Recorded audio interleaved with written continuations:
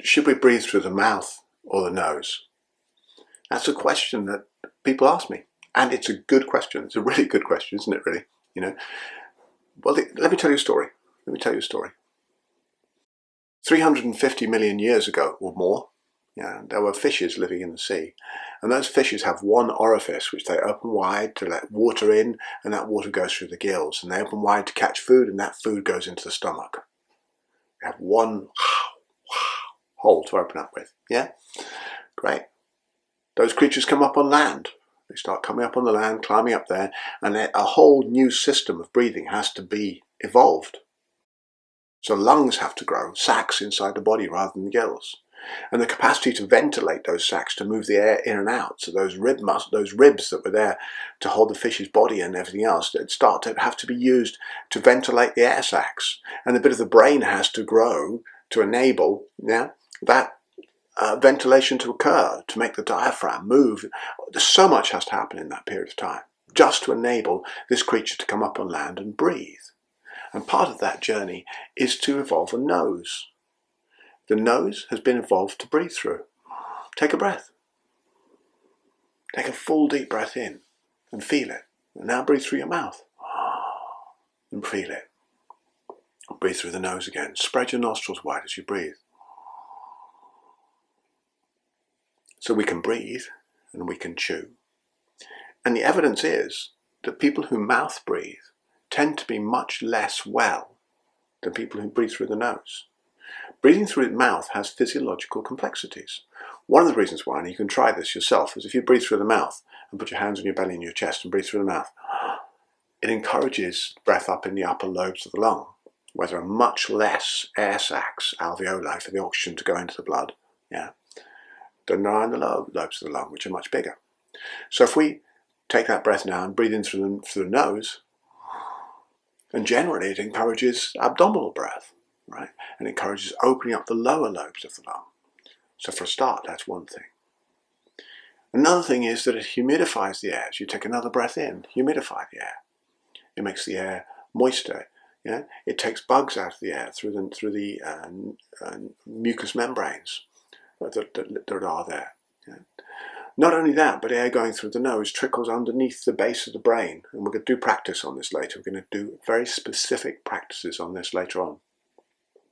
So that air goes right under the base of the brain, underneath the emotional brain, the limbic system. And there's some evidence that people who nose breathe experience more joy. You want more joy in your life? Breathe through your nose. You want less physiological complexities, and mouth breathing is linked to cardiovascular conditions. It's linked to all sorts of different complexities in the body with regard to how the heart works, heart rate variability, and other complexities. Don't want that kind of thing going on. Asthma is another one, by the way. We don't want that kind of thing, so breathe through your nose. Now, I know that there are breath systems out there. There are systems of breathing out there where people are very much encouraged to breathe through their mouth. That kind of thing, Well, the evidence is that that's not so great for the system. Okay, so I recommend breathing through the nose. But that means you then have to train yourself to do that strong breathing practice. You have to train yourself to breathe through the nose. And that takes a bit more time. It takes a bit more effort. But breathing through the nose is powerful, and it's the best option in terms of breath work. There are at least 3 styles of breath work I can think of in my mind right now that teach mouth breathing. And that the evidence is that that's not so great. So let's start breathing through the nose now. And for the rest of this course, I'm going to encourage you to be breathing through the nose, apart from 1 or 2 occasions when you can be breathing through the mouth, and that's very rare. And that'll be in very specific contexts. So let's breathe in through the nose.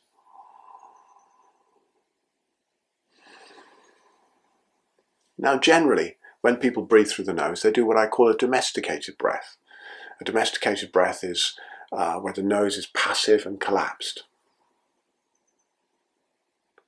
And some of the breathing that we're going to do, I'm going to teach you to do what I call wild breathing. And wild breathing is where you activate these little muscles on the side of the nasal passages here, and you open the nasal passages, you flare the nostrils slightly.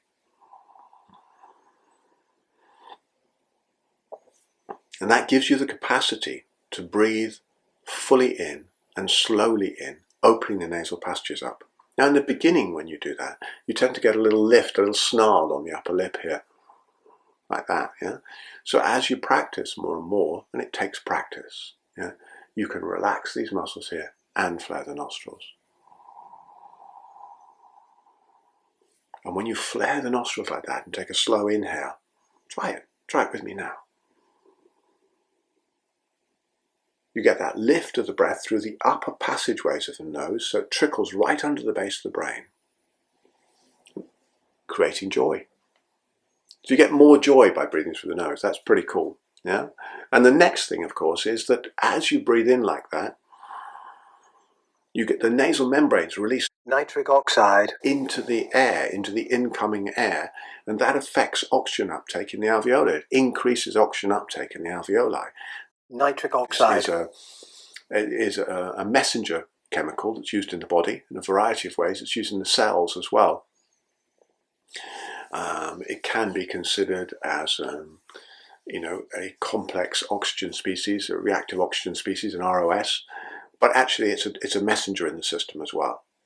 So it's very beneficial in a variety of ways. And when it's passed into the inhaling air, it's a very positive effect in terms of oxygen uptake in the system.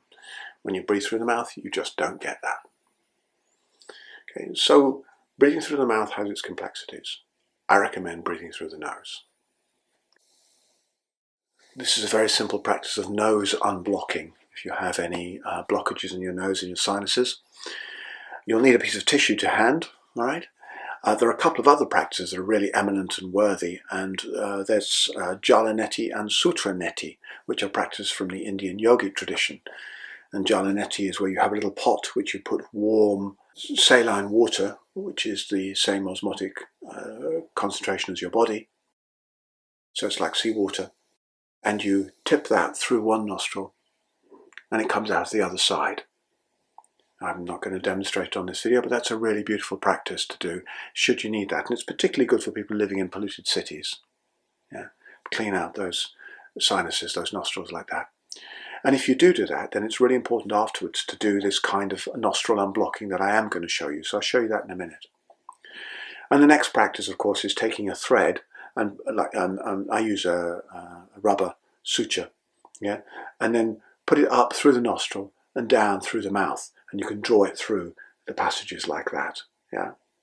So you're getting that nostril, threading it up through the nostrils, down through the mouth, taking hold of it and pulling it through. And again, I teach these on retreat sometimes, so if you want to come and do that with me, you can do that there.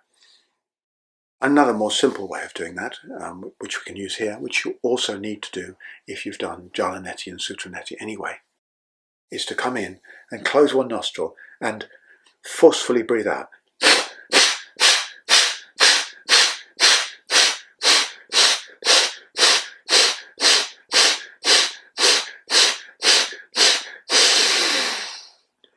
Through one side and then through the other.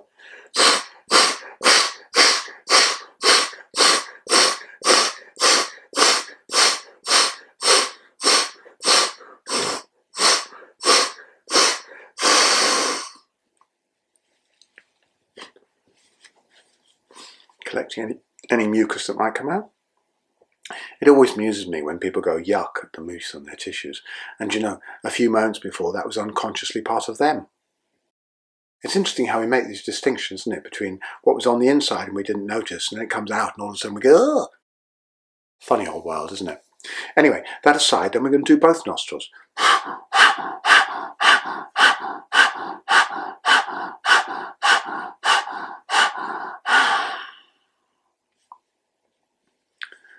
That's a really nice, simple way of doing nostril unblocking, which you can then take into any breath practice and you can use. So if you've got if the environment around you is a bit polluted, yeah, if you've got a bit of a cold coming on, then you can clear out.